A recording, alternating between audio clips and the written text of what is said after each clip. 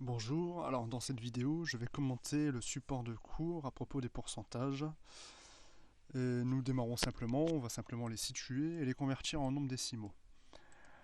Alors, il faut savoir qu'un pourcentage, quand il est compris entre 0 et 1, entre 0% et 100%, c'est un nombre décimal compris entre 0 et 1. Par exemple, 0% c'est égal au nombre 0. 1% c'est égal à 0,01. 2%, 0,02. Et ainsi de suite, jusqu'à arriver à 99% qui est égal à 0,99 et 100% qui est égal à 1. Donc, en bas de la première page, je vous demande de compléter. Les réponses, les voici.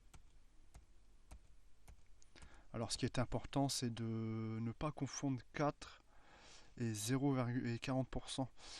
Suivant, les élèves font l'erreur. À 4%, ils me répondent que c'est 0,40. Non, non, c'est 0,04. De la même manière, 6% c'est égal à 0,06. C'est 60% qui est égal à 0,6. C'est la principale erreur de la part des élèves. Dans l'exercice 1, on demande de les situer.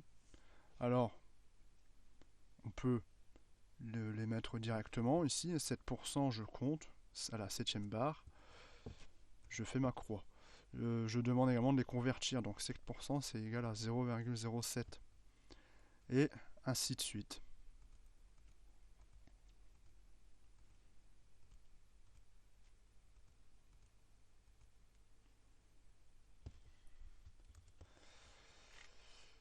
Le second exercice, en voici la correction.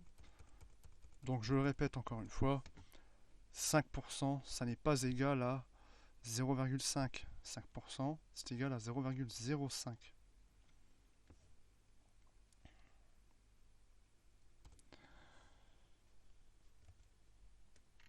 Maintenant, je vais voir comment je procède pour répondre à une question basique.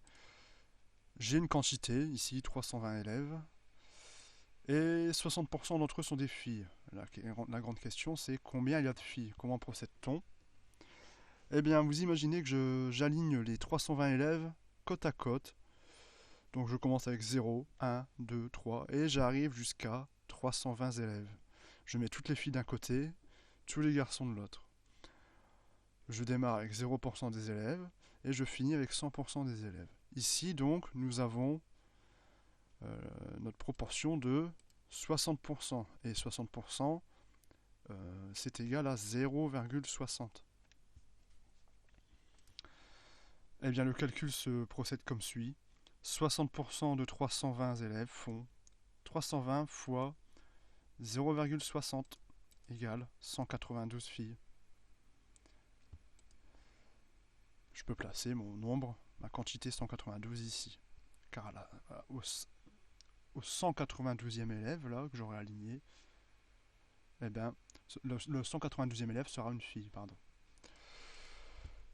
De la même manière, compléter les cases afin de calculer ce que représente 30% de 400 élèves. Alors, la technique, c'est de dessiner une barre avec la proportion. Je démarre à 0 élèves pour arriver à 400 élèves, 0% des élèves, 100% des élèves. 30% des élèves, 30%, c'est égal au nombre décimal 0,30. Ainsi, je calcule. 30% de 400 élèves font 400 fois 0,30. À la calculatrice, je trouve 120 élèves. Exercice 3A. Que font 75% de 200 euros? De la même manière, je trace ma barre, je la sectionne de manière à avoir à peu près 75%, les trois quarts. Je place mes indicateurs 0 euros, 200 euros, 0% de mes 200 euros pour arriver à 100% de mes 200 euros. Alors en fait, imaginez-vous, vous trouvez 200 pièces de 1 euro, vous les alignez une par une, ça fait un gros rouleau de 200 pièces, Et 75% des pièces représentent la proportion en rouge. Donc 75% c'est égal à 0,75. 75% de 200 euros font 200 fois 0,75 égale 150 euros.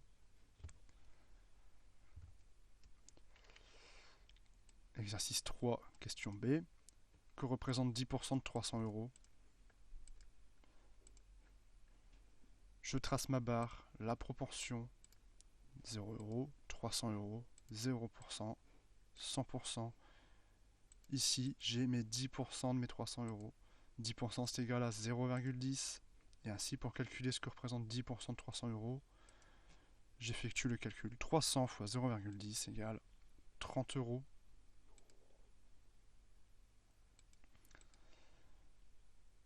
Pour finir, combien font 40% de 5 kg? Alors imaginez que vous avez 5 kg de pommes de terre. Vous les alignez une par une. Je commence avec 0 kg, je finis avec mes 5 kg de patates, 0% de mes pommes de terre, 100% de mes pommes de terre, 40%, c'est à peu près cette proportion, c'est un peu moins de la moitié. 40% c'est égal à 0,40. Combien faut 40% de 50 kg? 5 fois 0,40, ça fait 2 kg de pommes de terre en rouge.